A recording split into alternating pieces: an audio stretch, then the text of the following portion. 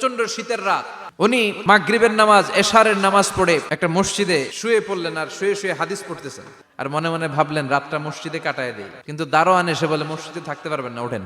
উনি যে আহমদ ইবনে হাম্বল এটা চিনে নাই, কাঁথা গুছিয়ে হাদিসের কিতাব নিয়ে মসজিদ থেকে বের হয়ে গেলেন। কি আর করবেন, প্রচন্ড শীত, আর কাঁপতেছেন বুড়ো মানুষ। পথিমধ্যে দেখলেন বাজার একজন খাব্বাজ যুবক রুটি বিক্রেতা, সে রুটি বিক্রি করে। সে যে সালাম দিল, আসসালামু আলাইকুম।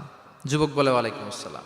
আহমদ ইবনে হাম্বল বলে, যুবক আমার যাওয়ার জায়গা নেই, সফরে বেরিয়েছি, খুব শীতে কষ্ট পাচ্ছি, রাতে যদি তোমার এই চুলা থেকে একটু আগুন পোহাই কোনো সমস্যা? যুবক বলে, না না সমস্যা না, আহলান ওয়া সাহলান, খোশ আমদেদ, আসেন আসেন, আপনি আগুন পোহাইলে আমার সমস্যা কি?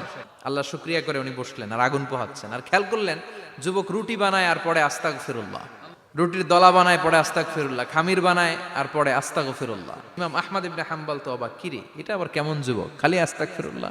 উনি প্রশ্ন করলেন, যুবক ঘটনা কি? আসার পর থেকেই তোমার দেখতেছি তুমি রুটি বানাও, রুটি বিক্রি করো আর পড়ো আস্তাগফিরুল্লাহ। যুবক বলে, আস্তাগফিরুল্লাহ আমার সবচেয়ে বেশি পছন্দের আমল, সবসময় পড়তে থাকি আস্তাগফিরুল্লাহ, আর এর বদৌলতে আল্লাহ আমারে মুস্তাজাবুদ দাওয়া বানিয়ে দিয়েছে। আহমদ ইবনে হাম্বল তো অবাক, তুমি মুস্তাজাবুদ দাওয়া, রুটিওয়ালা, আমি এত বছর হাদিস পড়াই, আমিও তো মুস্তাজাবুদ দাওয়া না, আর তুমি রুটি বেচো বাজারে, তুমি মুস্তাজাবুদ দাওয়া, তুমি দোয়া করলেই সব কবুল হয়ে যায়।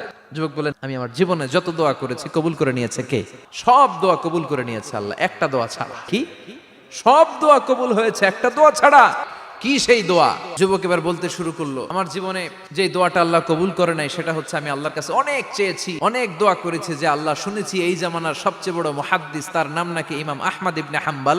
আল্লাহ তোমার কাছে আমার চাওয়া, আমি যেন এই ইমাম আহমদ ইবনে হাম্বলের দেখে মরতে পারি, আমি যেন ইমাম আহমদ ইবনে হাম্বলের হাতে হাত রেখে মুসাফা করতে পারি, আর তার কপালে একটা চুমু এঁকে দিতে পারি। আহমদ ইবনে হাম্বল চোখের পানি ছেড়ে দিলেন, বললেন, যুবক তোমার এই দোয়াটাও কবুল হয়ে গিয়েছে।